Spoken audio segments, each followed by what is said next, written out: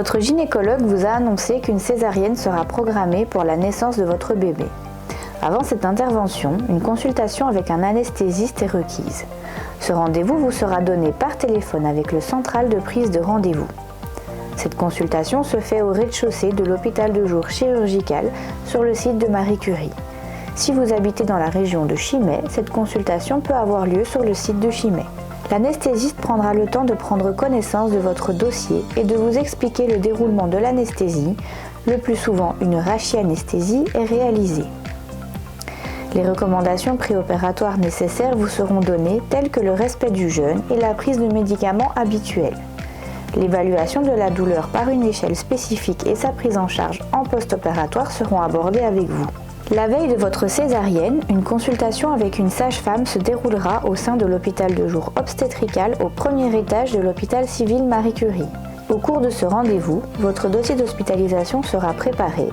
Une évaluation obstétricale avec le placement du monitoring et une prise de sang seront réalisées. La sage-femme vous expliquera comment se préparer au mieux pour le jour J avec une douche préopératoire et l'enlèvement de vos bijoux et votre vernis.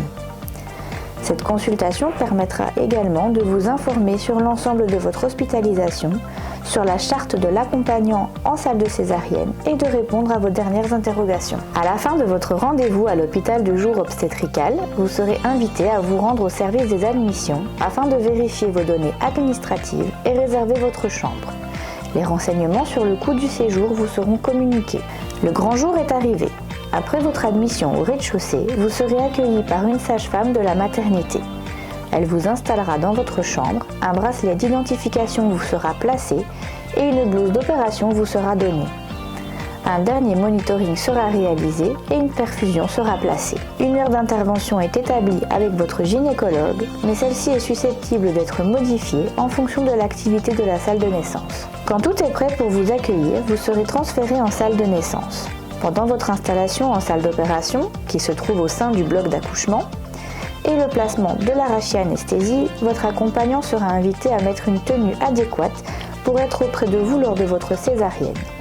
Dès que possible, il vous rejoindra avant le début de l'intervention. À l'arrivée de votre bébé, celui-ci sera examiné par un pédiatre au sein même de la salle d'opération et sera ensuite installé au plus près de vous. Une fois l'intervention terminée, vous serez installé, vous et votre bébé, sous surveillance monitoring au sein du service de grossesse à haut risque. Votre tension artérielle, votre saturation et vos pertes de sang sont surveillées, ainsi que les premiers instants de votre bébé. Vous serez transféré vers la maternité lorsque vos paramètres seront stables et que vous pourrez à nouveau bouger vos jambes. Cette surveillance dure au minimum 2 heures et hormis votre accompagnant, les visites ne sont pas autorisées durant cette période. Vos paramètres sont contrôlés régulièrement et vous êtes aidé pour l'alimentation de votre bébé. Une sage-femme vous aidera progressivement à vous mobiliser et vous alimenter. Elle vous enlèvera la sonde urinaire et le cathéter et vous procurera des soins d'hygiène. Votre douleur sera évaluée par une échelle spécifique et soulagée par des médications prescrites par l'anesthésiste. Vous serez autorisé à quitter la chambre au bout de 3 à 4 jours si vos paramètres et ceux de votre bébé sont bons. Après votre sortie de la maternité, une sage-femme du cordon de soie ou indépendante se rendra à votre domicile pour assurer un suivi de votre famille. Celle-ci enlèvera vos agrafes et répondra à toutes vos questions. Vous lui remettez l'enveloppe de transmission reçue en maternité.